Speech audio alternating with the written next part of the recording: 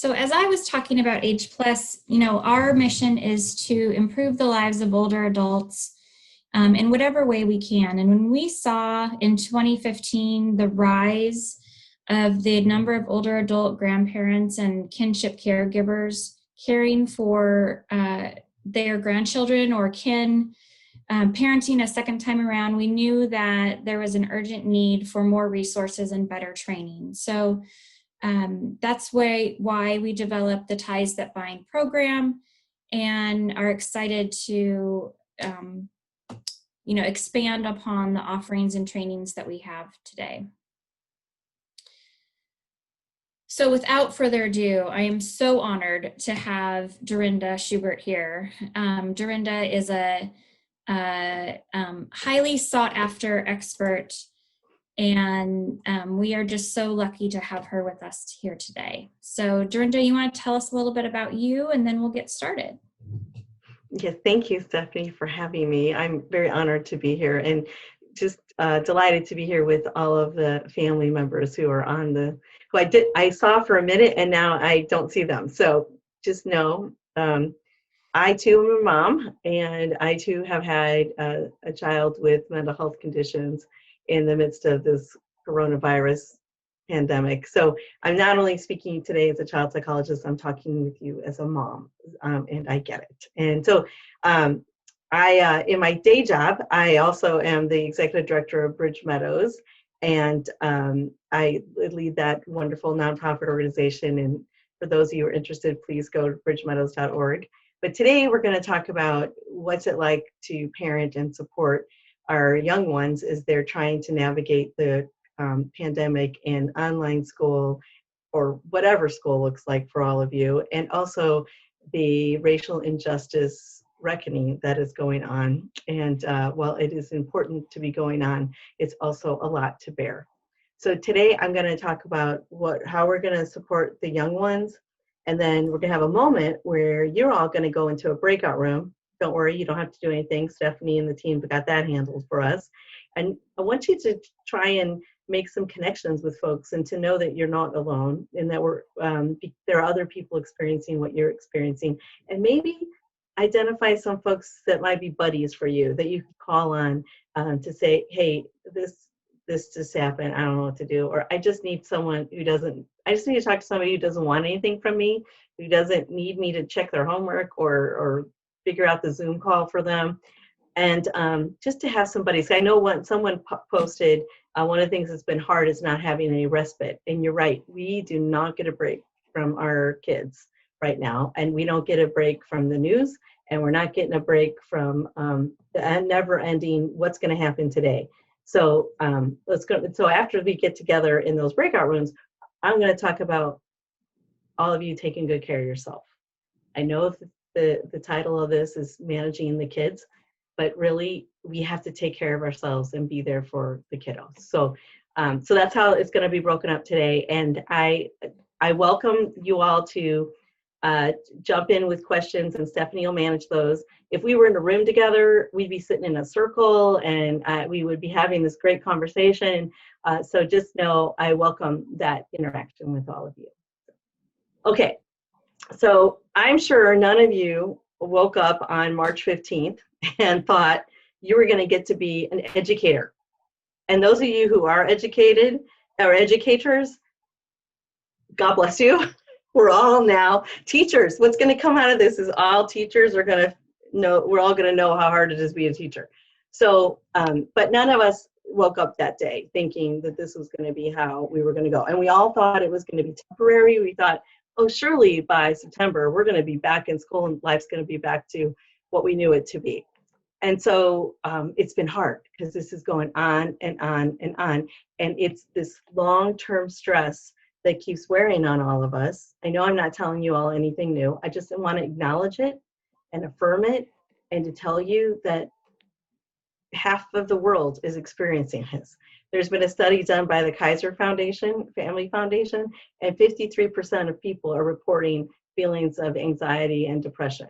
That's an extraordinary large number. Usually it's 20% of folks feel that way on an everyday basis. So please know what you're going through is is common. I don't want to say normal.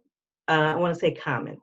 And I want you to say these four things to yourselves every day, because I know for me, I've been feeling like I didn't do that right. What if she fails? What if he fails? Just all these doubts that we all have as parents, and then all the things we're worrying about as caregivers, like how will I get food on the table? How will I pay a bill? Will I have to not pay that bill to pay this bill? How will I make sure they don't that they are learning? What am I responsible for? What are they responsible for? And it's just it's a lot. So I want you to say to yourself that I'm doing the best I can. I want you to just end the day and really end the day. And the next day, start each day is a new day. Okay, let's see how today goes. And then celebrate even the smallest gains. Like they put a shirt on today. They put socks, the teeth got brushed. Let's just be happy about that. And I don't mean to be facetious, but just the smallest thing that you can latch onto to go, okay, we got that done. They got fed today. That's a good thing. And this is the last thing I want you to start trying on is this idea of today I get to. So I learned this. This is not mine. I learned this from a colleague because I'm sure like you, there's these very long to-do lists. I got to get the laundry done. I got to go to a meeting. I got to help the kids with their school. I got to feed the kids. And it just never ends. And so a friend of mine said, what if we turn the narrative around and said, today I get to. It took me a while to embrace this. So trust me, it's not easy. And if you're laughing on the other side of the camera, I'm glad you're laughing because at least you have a little bit of joy in your day today. But just try that little change of words, I get to. And it won't feel as heavy. And I thought it was a bunch of, woo-woo stuff, but I did it and it really worked. So that's why it's on the slide here for you today. So this is going to be our new approach. It should say our new approach. Okay, so here's what's going on. As I just said, this is long-term stress. Our brains were not wired for us to have long-term stress, and they were not wired for us not to be seeing each other, not to be hugging each other. And so you can then know that our grown-up brains are being stressed. You can imagine what's doing to kids. And I'm sure you're seeing crabby pants kids. I'm sure you're seeing bigger temper tantrums than you ever saw before. I'm sure you're seeing just not getting out of bed, not going to do anything. There's no way you can move that kid, that teenager out of the bed. And it's because they're just exhausted. They also may be worried about their safety, your health and safety. The news is every day saying that older people are going to die of the coronavirus. There are repeated depictions of our Black, Indigenous, and people of color being harmed because of their skin color. It's a lot to bear. And so their little bodies and minds are trying to cope with all this stress, and it's going to show up: anger, frustration, exhaustion, not getting out of bed, and worry. And so while that is alarming to see as a caregiver, I want you to know that in this context, it's common, it's expected, and it's with what we would say in doctor lingo, it's within normal limits. Grown-ups are responding this way. I mean, think about yourself. You're probably a little more irritable, a little more crabby with people you love, a little less tolerant of things going on. It's because we're just so exhausted. And it's understandable. And it's layers and layers. It's not just one thing, it's layers, it's compounding. So here's some things we can do to provide some emotional support to kids. You could say it's the 3 R's and an L and an A. If you're somebody who likes acronyms, feel free to do that. But the first thing is reassurance, because the kids, they watch us. They are so observant. Even when we don't think they're watching us, they are watching us. They want to know, how are we coping? And if we're calm and cool and collected, then they're going to be calm, cool, and collected, because we're their kind of alarm system. If we're alarmed, then they're going to be alarmed because they're looking at us grown-ups, things you already know. So any kind of reassurance that you can provide that you're healthy. If you get sick, you're going to go to the doctor. We're taking good care of ourselves. We're wearing our masks. We're washing our hands. We're sanitizing our hands, and also giving them that sense of control. Like, the more you wash your hands, the safer we'll be. The more you wear a mask, the safer we'll be. Any place that you can give them some control is going to help them feel better and more resilient. Routine. I know this is hard, but as much as you can have a routine in your day, the better. You know, even if it's we got up and we went to bed, however you got up and however you went to bed, do something. Like, you get up, it's a hug. You go to bed, it's a hug. Or you get up and you read a story, you go to bed and you read a story. Now, that's not going to work for teenagers. They are not going to want to read a story, but it could be you text them good morning and you text them I love you, good night. However you communicate with your teen. Post-it notes are an absolutely fabulous thing to do with teens, or even just notes with tape. Leaving your teen a note on their bed pillow or in the bathroom at the mirror, where I know my daughter spends a lot of time these days doing her hair, can really just be a reassuring sense of, hey, I see you, I see what you're going through, and I love you, and we're going to get through this. Something encouraging. Hope can go a long way. Role model.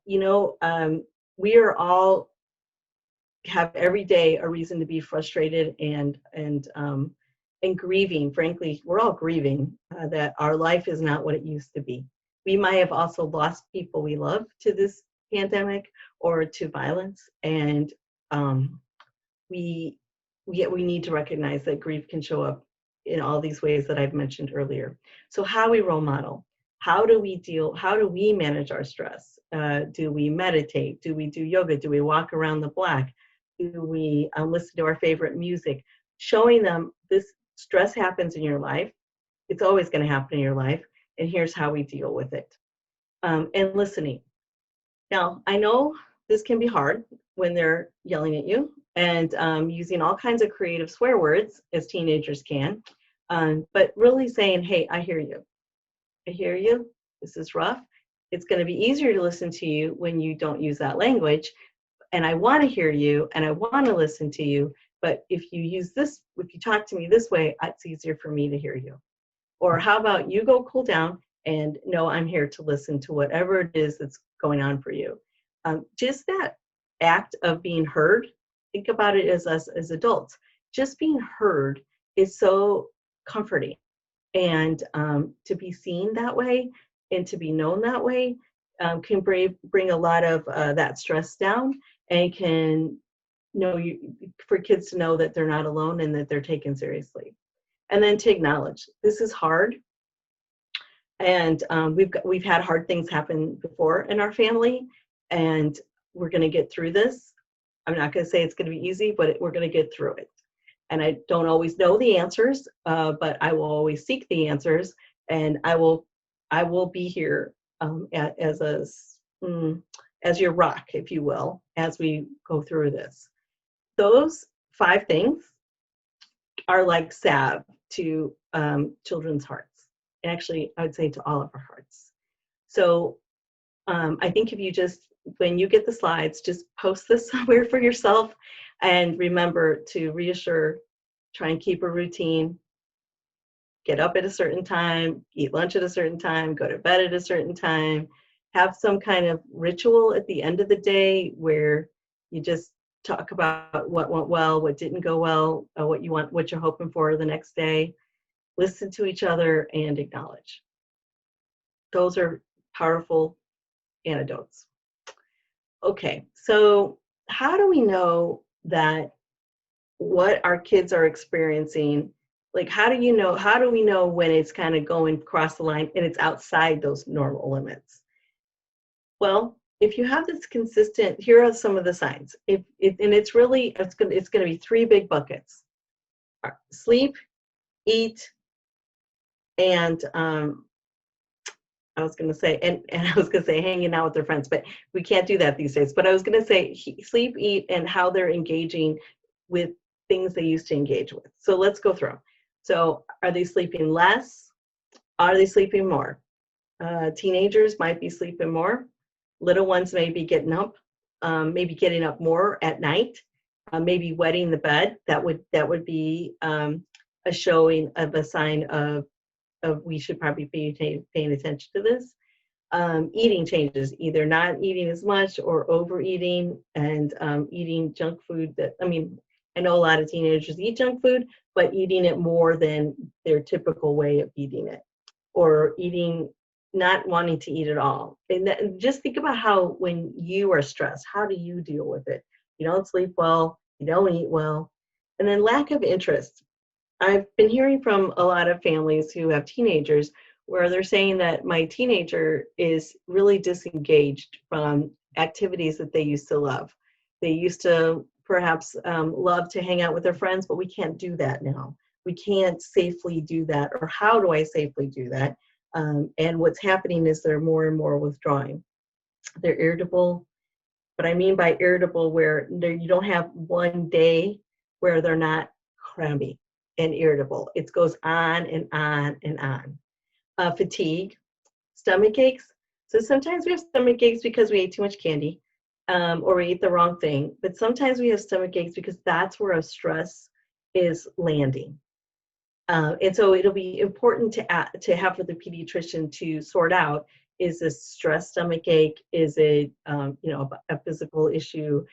Because for children, well, actually for everybody, our stress can land in our stomachs and in our headaches. I didn't put that there, but that's another thing to look at. And it's more like if they're going on for over a week, that would be when you would go, this isn't getting better. We need to do something about it. And then sadly, substance abuse. If you notice that your teens are sneaking liquor or starting to engage in using substances to really try and deal with all the stress that's going on in their bodies. So these are the warning signs. So what do we do about that? Well, you got to go seek support. And I know it's one more thing to do. And you're going to start with your pediatrician, because you're going to want the pediatrician to know what's going on. And the pediatrician may or may not have a therapist for you to call, a mental health expert for you to call.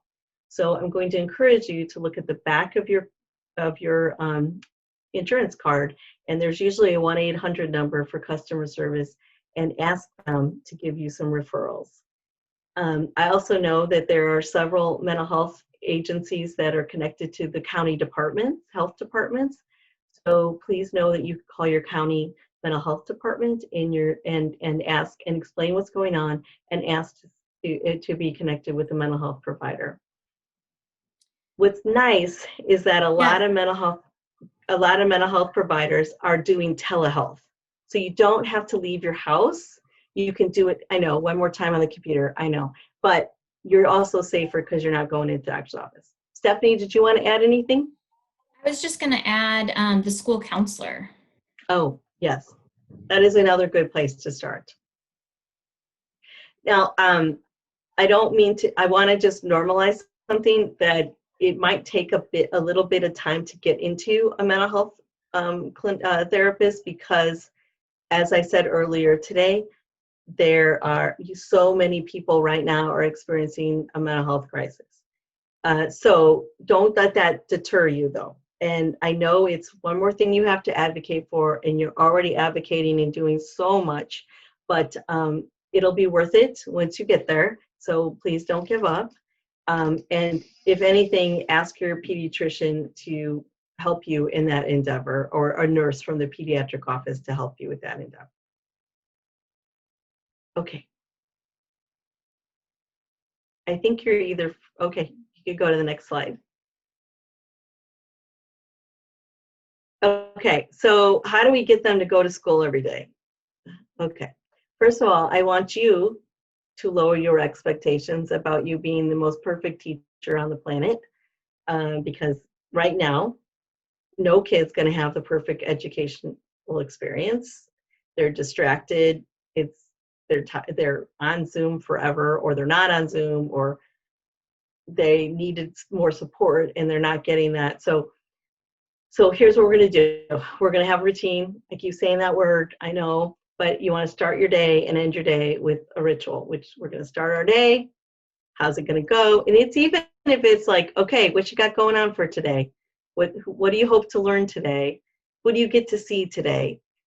And then at the end of your day, so what'd you like about your day? What didn't you like about your day? And I know with the teenagers, you'll get, I don't know, I don't know. And so what I have done is I've written down, I'll write to my daughter and I'll say, so what'd you learn today? And then she writes back to me. And then that way she doesn't have to have a conversation with her mother, but we're having some kind of dialogue, but it's on paper. And these are ideas to try, and some of them will work and some of them won't work for your child. And so I don't want you to feel like, oh my gosh, I failed because that thing Dorinda said, I tried it and it didn't work. You also can do with teenagers is say, okay, look, I know you're in charge of your schedule. I just saw something pop up there. I know you're in charge of your schedule. I don't really want to micromanage you. I don't want to be looking over your shoulder all day long, but I got to know you're getting stuff done because that's my job to support you. So what are we going to do? Let's come up with a plan together because see, teenagers want to be in charge. As we all know, we all were teenagers at one point in time. We also thought we knew all the answers to the world's problems and we knew everything and our grown-ups didn't know anything. So taking that into consideration, lean into their infinite wisdom and invite them to help you create some kind of routine or some kind of way to check in. Recognize that learning happens in small bits. At school, kids will have the teacher talk with them for a while and then they'll do an activity. They'll talk for a while and they'll do an activity. Then they'll go out for recess. They'll come in, they'll do an activity. They'll go to lunch, then they have recess. And so it's okay that they're not glued to the screen all the time.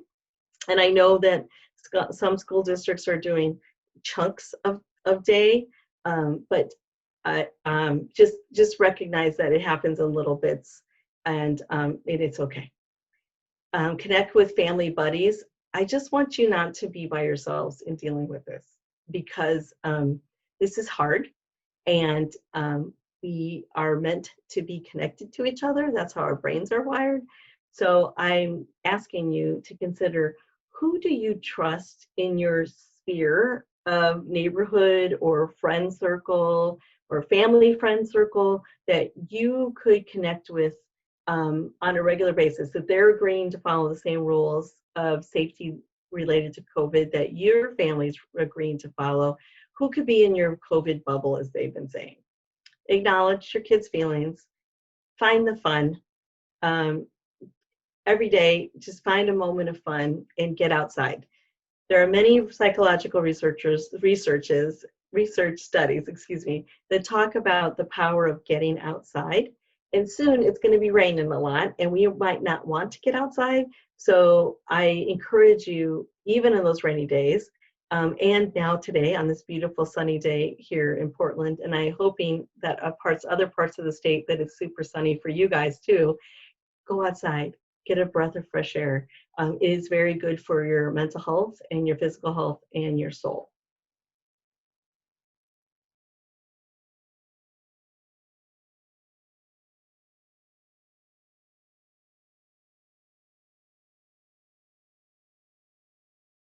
For them. Maybe driving you crazy, but it's really good for them because what you are building is this very strong, solid foundation of attachment to their family. And everybody needs that sense of strong attachment to your family because that is your safety net when things are hard in the world. It's who you come back to when things are hard and you're an older kid and you're a grown-up. You know that these are your people who have your back. So know that what we're seeing with the younger kids is they're actually developing their social development more strong because they're with their families. Preteens and teens, it's a little harder because their job is to start building some relationships away from the family. And how do you do that when they can't go to school, which is their predominant place, or church? Those are the places they really usually create those relationships. So this is again where you figure out, how do I safely have these kids hang out with their friends? How do they do it 6 feet apart with the masks? You know, how to use your outside your home where kids can be together but far apart, using your driveway, using the local park in order to do that. And then video hangouts. Now, I know they've been on Zoom all day long, but they're also very savvy with all of the social media and the media, and there might be ways for them to have video hangouts. I've heard of kids having slumber parties over video. I don't know how they did that. But they're just finding ways to connect that way, doing homework. They're not talking to each other. They're just working on their homework together as if they were sitting across the kitchen table from each other. So get creative. I would also ask the kids, so what do you think? How do you want to be hanging out with your friends? And then all ages, just find ways to play. Give them time, give them outs. That means, all right, you could take a break from your schoolwork right now. Okay, you could take a break from me, go hang out, go watch your program, whatever it is you want to watch. And then you actually get a little respite from them. Understand the teens need to be online. They do like that. They do get it. Much more so than I do. And then really encouraging exercise every day. I cannot really pound enough about how much exercise and getting outside every day are so powerful for your mental health. Exercise, even if it's just walking 30 minutes a day, can help reduce issues related to heart problems and obesity. So at least for 30 minutes a day, let's get outside, let's move around. And when you can't go outside because it's raining so hard, try and do that in the house. Like walk around your house. Try to get to 10,000 steps. I know it sounds silly, but it truly does make the difference. And if you're all interested, there's a video called 150 minutes a week, and it talks about the incredible power of 30 minutes 5 days times a week walking and what it does for your body, how healing it is. Okay. All right, so this is now us having folks go into their breakout rooms.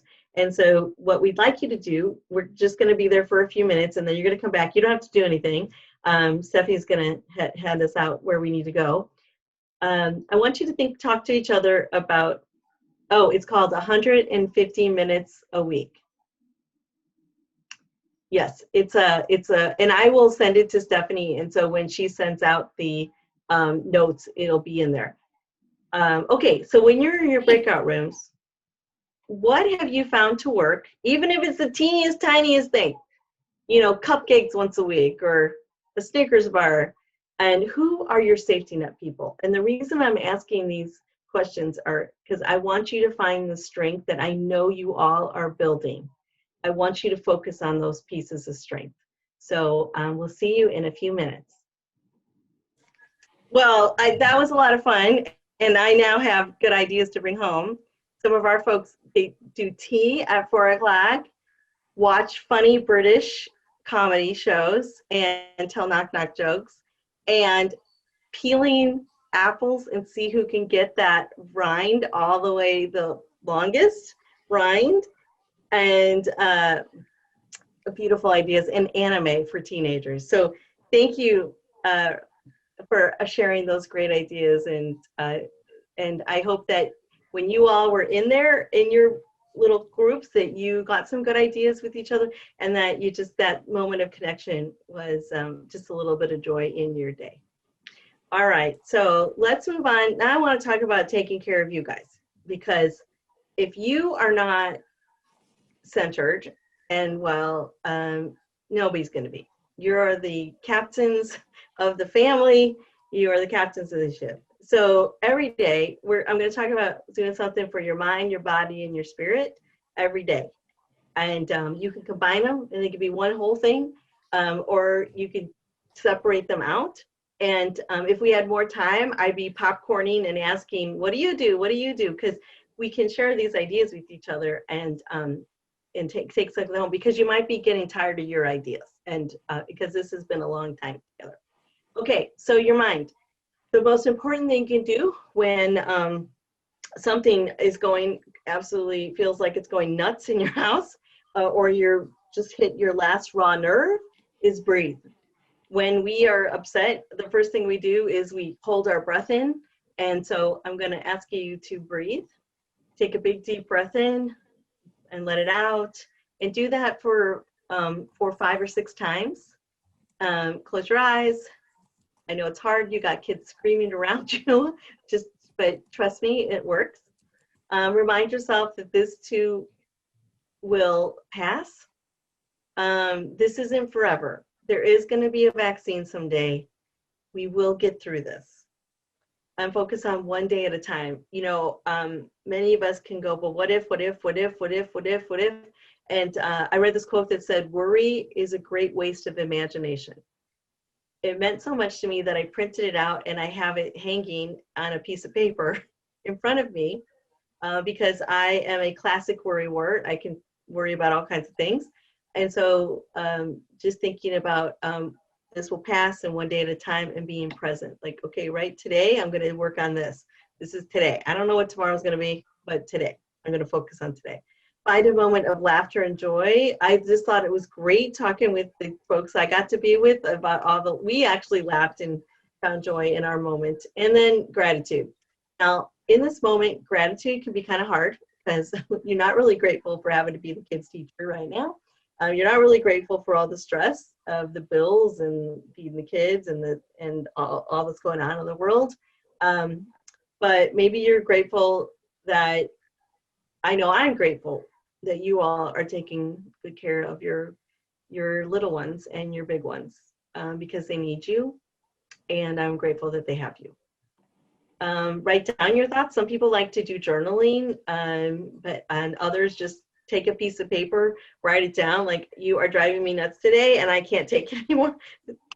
Crumble it up, throw it away. We don't want anyone to see that. Rip it up, whatever you need to do, or keep a journal. Those are helpful things you can do. Take a break from the news. Please take a break from the news. Anyway, I don't think I need to say anything more, but just discipline yourself that at a certain time of the day, or for only a certain amount of time, you will watch the news. Other parts of the time, or read the news, or however you get your news, just take a break from it. And then find the source of news, or where you get your information. Find that trusted source and only go to that trusted source. Because there's so much, just a sensationalization of what's going on right now. You just need to know, give me the facts, give me the truth, so I can make good decisions for my family. But there you go. So that's for your mind. Okay, for your body, eat well. Move 30 minutes a day. How many more times can I say that? Sleep 7 to 9 hours a night. Now, I know this can be really hard for parents, especially when you have children who have experienced trauma, or who have mental health conditions that pop them up at night. But hopefully you can talk to your pediatrician about helping the little ones and the big ones sleep, so that you can get sleep, because our brains need us to turn off. And this is the 7 to 9 hours a night is the recommended amount of sleep that our bodies and brains need. Our brains really need some time to regroup. Actually, what happens in those 7 to 9 hours is our brain regenerates itself, and it is it's doing its cleaning, if you will. It's taking out the garbage and building new connections. Limit your use of alcohol and drugs. While I know a glass of wine sounds really good, one's okay, 5 not so much. So 1 might be okay, especially if it's wine with friends over Zoom, or out in the driveway, or on the back porch, 6 feet apart. I think that's fine.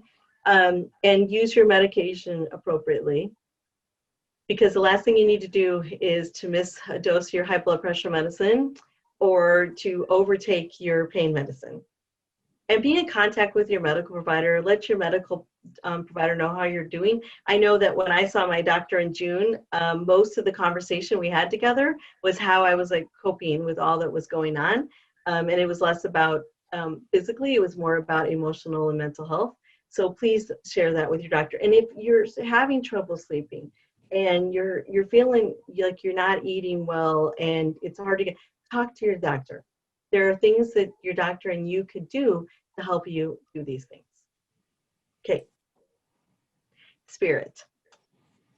Safely connect with others on a regular basis. Some of us need it. I'm an extrovert. I think you can tell. I need that more than my husband, who's an introvert. But find ways to connect with people you love and who fill you up, not the people who drain you, because you got enough of that going on already. Find the people who fill you up. Find meaning in your day. Actually, I think you all have meaningful days because you are doing such the noblest thing. You're taking good care of your grandchildren, your nieces, your nephews, your loved ones. So please know that every day you are doing so much meaningful work, because that child is going to have a strong foundation to live his or her best life. And then we all will benefit from their gifts and talents in the world. Spend time in nature. You see a theme here. Spend time with old photos and memories. This was a kind of interesting one that I picked up because it reminds you of times that were fun, and funny stories can come up. I think that one of the folks talked about funny stories. So I think that this one was I thought was kind of unusual, so I wanted to bring it here with you all. Listen to music and sing. Even if you're a bad singer, which I'm a terrible singer. I joke that when my children were babies and I'd sing to them, they'd put their hands on my mouth. They actually did it because they knew that was bedtime, because that was our ritual, but I'd said it was because I didn't sing well. But music and singing are very joyous, and they just kind of shift our body and our energy into a place of more peace. And for those of you who meditation and praying are helpful, please do so. There are many, many apps, if you will, on your cell phone that are free that you can get to help meditate. And many people have Bibles or prayers that they like to say. That too slows your body down, helps slows your mind down, and just gives you your body a break from the stress. So every day, I want you to say to yourself, what did I do for my mind, my body, and my spirit? Just ask yourself that every day. What I do for my mind, body, and spirit. And before you go to bed, what I do for my mind, body, and spirit, you could say a prayer, breathe, and you got 2 out of the 3 done right there.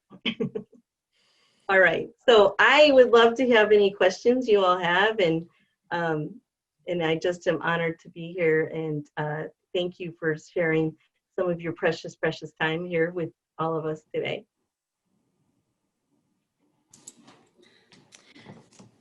Dorinda, this is Beth.